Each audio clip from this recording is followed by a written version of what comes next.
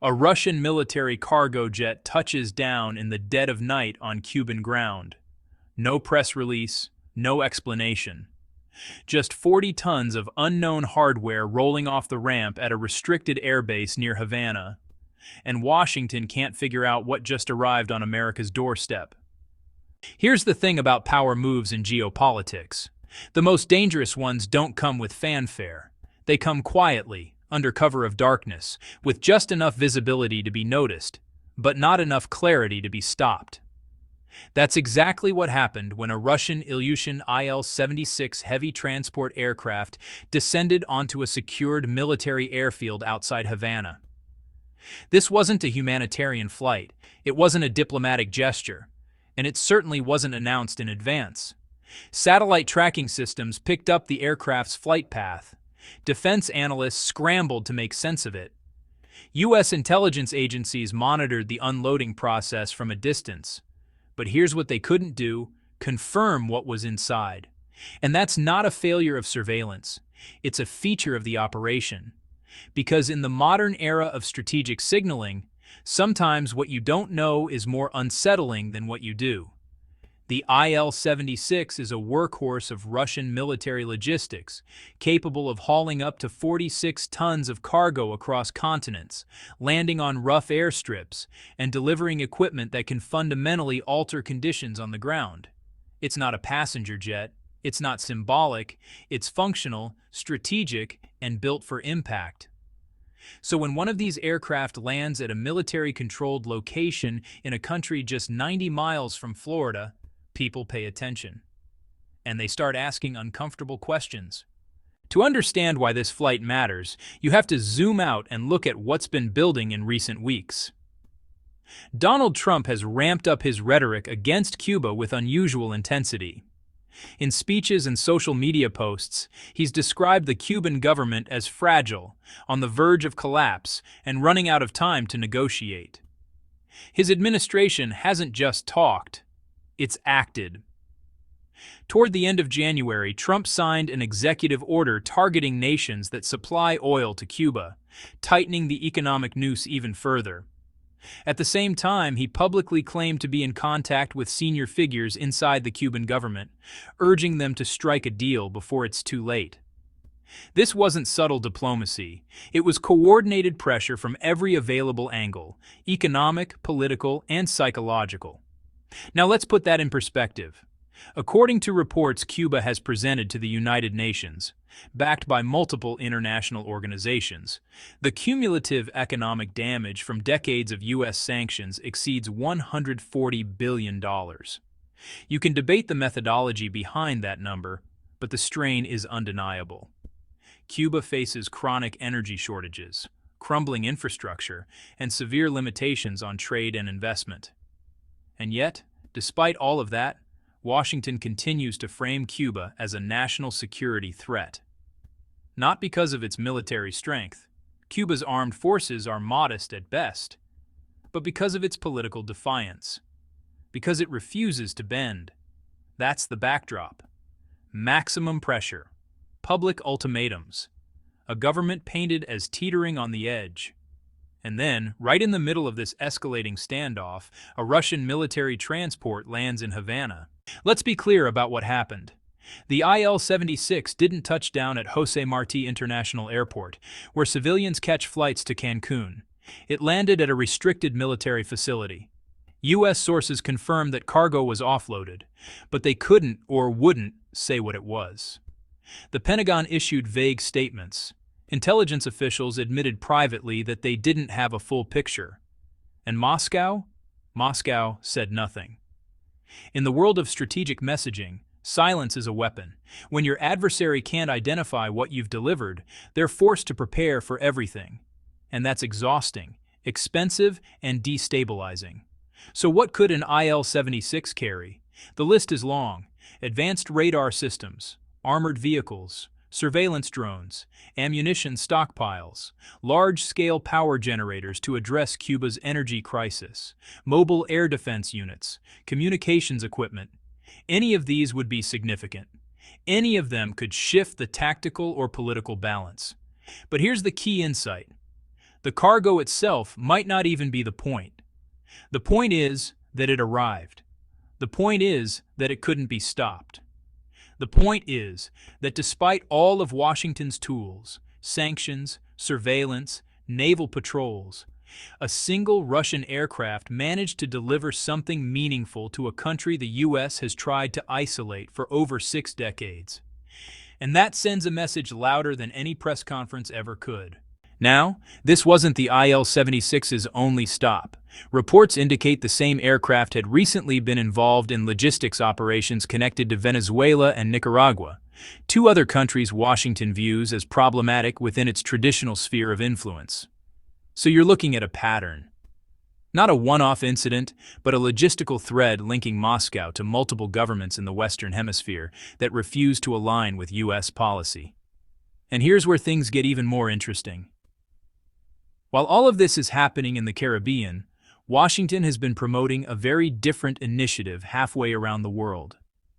The U.S. has proposed infrastructure projects linking Armenia and Azerbaijan, framed as a peace-building effort designed to foster stability and economic cooperation in the South Caucasus. On the surface, that sounds noble. But dig a little deeper, and the contradictions start to show. Russia's initial response to the Armenia-Azerbaijan proposal wasn't hostile. Officials in Moscow simply said they'd examine it carefully. European analysts interpreted this as a sign that Russia might be willing to engage selectively, cooperating in some areas to regain influence lost elsewhere while maintaining leverage where it counts. But here's the catch. Following the 2020 Nagorno-Karabakh War, Russia, Armenia, and Azerbaijan had already signed trilateral agreements to reopen regional transit and communication routes. The groundwork was laid years ago. Only later did the U.S. and the European Union step in and rebrand similar efforts as part of their own diplomatic push. So when you connect the dots, the Russian aircraft landing in Cuba starts to look less like an isolated provocation and more like a calculated move in a much larger game. Washington applies pressure near Russia's borders. Moscow demonstrates presence near America's backyard. And then, somewhere in between, negotiations resume on neutral ground. It's not chaos, it's choreography. There's another layer to this story that rarely gets mentioned but deserves attention. The United States maintains a naval base at Guantanamo Bay, roughly 45 square miles of Cuban territory, and has operated there for over a century. Technically, the U.S. sends annual rent payments. But Cuba hasn't accepted a single check since 1959, arguing that the original lease agreement was imposed under duress and is therefore invalid. So let's pause on that for a second. The United States has an active military presence on Cuban soil, without the consent of the current Cuban government, and yet describes Cuba as a security threat when a Russian aircraft lands there with Havana's permission. That's not just ironic, it's a fundamental contradiction in how sovereignty and security are framed depending on who holds the power. If the logic is that foreign military presence near your borders is destabilizing, then that logic should apply consistently. But geopolitics doesn't work that way. It works through leverage, perception, and the ability to control the narrative. And right now, that narrative is starting to fracture. There's one more piece of this puzzle that ties everything together, even though it's happening thousands of miles away. Reports, particularly those circulating in Chinese media, claim that public support for Ukrainian President Volodymyr Zelensky has dropped sharply, with some figures suggesting approval ratings near 20%. Whether those numbers are accurate or inflated for propaganda purposes is debatable. But what's not debatable is that discussions about contingency plans have started to surface. A former Ukrainian legislator reportedly mentioned potential destinations for leadership figures should the political situation deteriorate. Countries like the United Kingdom, Israel, and France. These are nations that have publicly presented themselves as steadfast allies of Ukraine. Yet they're also being discussed as possible places of refuge if the tide turns. Now, whether that's speculation, strategic leaking, or genuine planning is unclear. But the mere fact that these conversations are happening feeds into broader calculations being made in Moscow, Beijing, and Washington. Because if the perception is that Western resolve is weakening, whether in Ukraine, in the Middle East, or in maintaining dominance in the Western Hemisphere, then actors like Russia and China start testing boundaries more aggressively. And that brings us back to Cuba. The significance of that Russian IL-76 landing in Havana isn't really about what was in the cargo hold.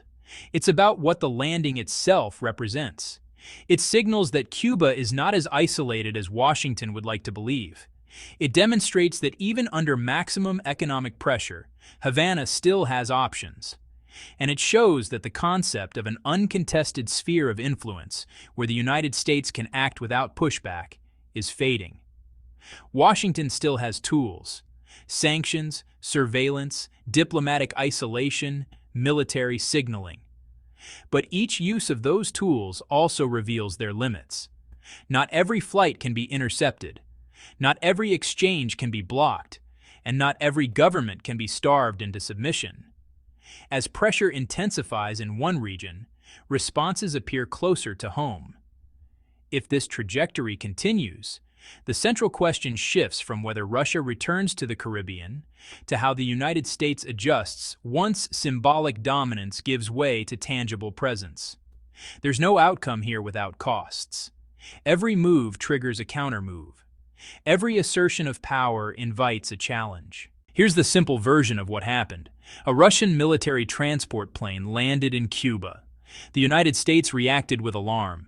Sanctions remain Washington's primary tool, even as debates grow louder about whether they actually work.